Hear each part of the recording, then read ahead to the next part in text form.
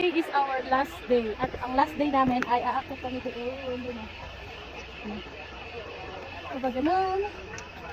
Doon. Yes. Sila. Maganda ang araw today. Ayan, flex ko sa inyong kapaliguran.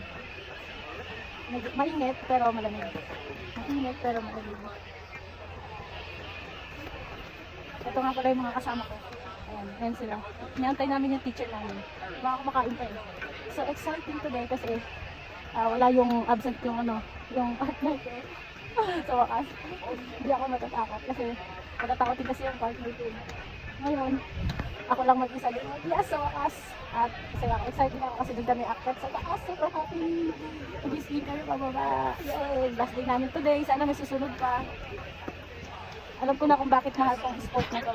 Kasi nga, ang saya niya, sarap sa pakiramdam, nag-i-enjoy talaga. Ang sarap parang kang umakyat ng, parang kang nag-skydive. Ang sarap sa pakiramdam. Pag nasa taas kasi di ba ang magpapadala sa baba. Iba yung feeling na super successful ang banda. So yun lang ang update ko po today. Bye! God bless you! Pagpalain ng buhay, happy weekend!